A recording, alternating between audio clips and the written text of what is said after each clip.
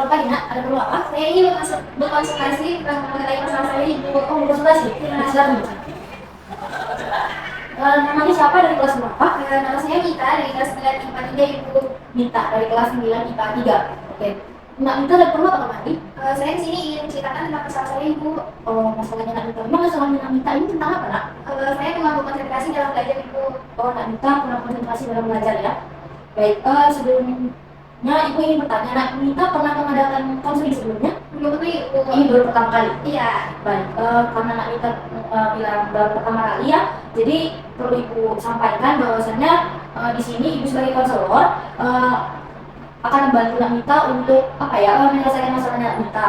Namun keputusan tetap Nak Mita yang ambil, gitu ya. Dan di sini Nak Mita tidak perlu ragu, tidak perlu takut untuk menceritakan setiap masalahnya Nak Mita pada Ibu, karena di sini Ibu sebagai seorang konselor memegang yang namanya asas kerahasiaan. Jadi setiap permasalahan yang Nak Mita sampaikan ke Ibu itu semua tertutup rapat-rapat, gitu ya. Bisa dipahami? Bisa dipahami Ibu. Oke, kalau begitu silakan Nak Mita bisa mulai menceritakan apa sih masalah Nak Mita.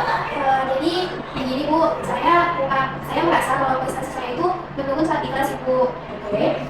Lalu mungkin penyebab dari penurunannya itu karena saya kurang konsentrasi belajar saat di rumah Ibu. Oh gitu ya. Nampaknya Mita di sini gelisah ya, karena prestasinya Nak Mita menurun, lalu juga selain dengar kondisi rumah juga tidak mendukung gitu ya. Ibu, bisa Nak Mita ceritakan lebih dalam lagi terkait masalah prestasinya Nak Mita ini, dan mungkin atau ada penyebab lain gitu? Kemarin itu Bu Anis. Oh, Bu Anis. Guru matematika itu memberikan hasil ulangan harian saya. Oke. Dan itu saya melihat hasil nilainya itu sangat rendah dari rata-rata kelas Ibu. Oh, lalu? Jadi di situ saya ngerasa kayak kayak ngerasa prestasi saya itu menurun. Baik, setelah Ibu menilai dari apa yang disampaikan Mita, Ibu menilai bahwasannya di sini Nak Mita masih merasa kecewa ya dengan hasil yang Nak Mita dapatkan, dan Ibu memahami sekali apa yang Nak Mita rasakan saat ini.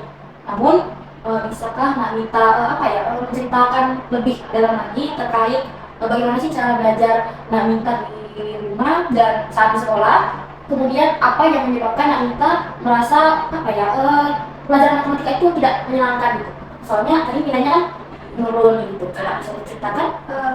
Kemarin itu juga ulangannya sedang mendadak Bu. Oh, ulangannya mendadak? Ya. Terus juga guru matematika, Ibu Anis juga kalau menjelaskan materi, dia itu sangat cepat Bu.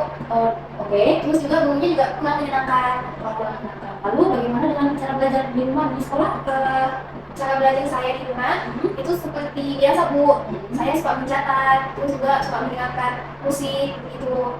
Tapi beberapa hari ini saya itu kayak merasa kok saya nggak bisa berkonsentrasi belajar gitu. Terganggu? Iya. Apakah ada yang mengganggu di rumah? Ada. Apa? Saat saya belajar itu pasti adik saya itu ribut bermain di rumah.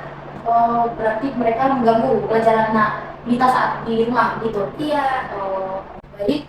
Berarti di sini Nak Mita bisa tarik kesimpulan kalau misalnya Nak Mita merasa kurang bisa berkonsentrasi ketika belajar di rumah, karena ketika belajar di rumah adik-adiknya Nak Mita mengganggu ya proses belajar tersebut. Lalu juga terkait masalah mata pelajaran matematika tadi, di sini ternyata Nak Mita merasa gurunya ketika menjelaskan itu terlalu cepat, dan itu yang membuat Nak Mita merasa matematika itu kurang menyenangkan gitu ya. Iya Ibu. Jadi setelah Ibu mendengarkan Nak Mita dan bercerita, dapat Ibu tarik kesimpulan di sini Nak Mita ingin sekali untuk memperbaiki nilainya Nak Mita dan hasil prestasinya Nak Mita ke depannya. Namun Nak Mita di sini merasa tidak mampu karena Nak Mita bingung akan solusinya kan? Iya Bu.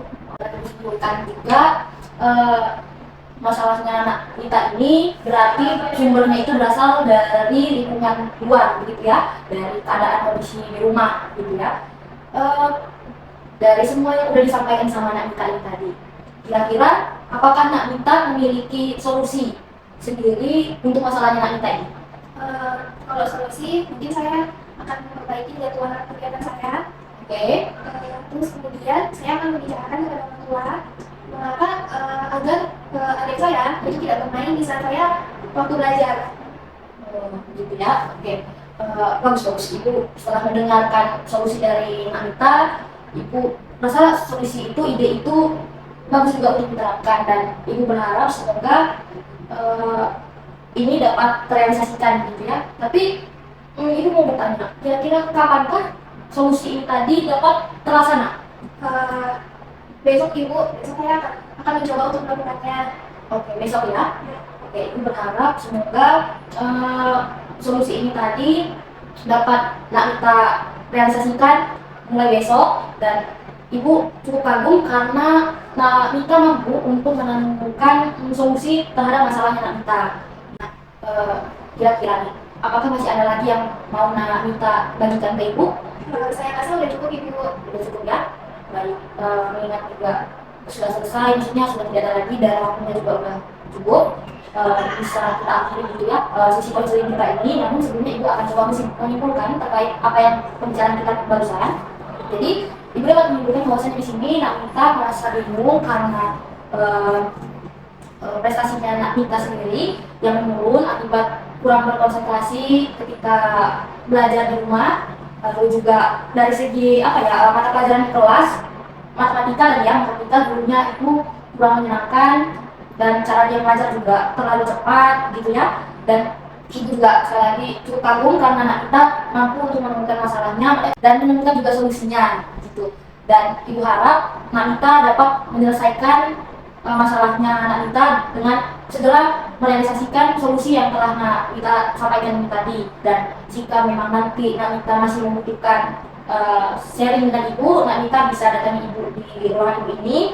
Ibu akan senantiasa menerima kedatangan Nita untuk berbagi cerita apapun itu, gitu ya? Iya ibu. Berarti sudah selesai? Sudah. Oke.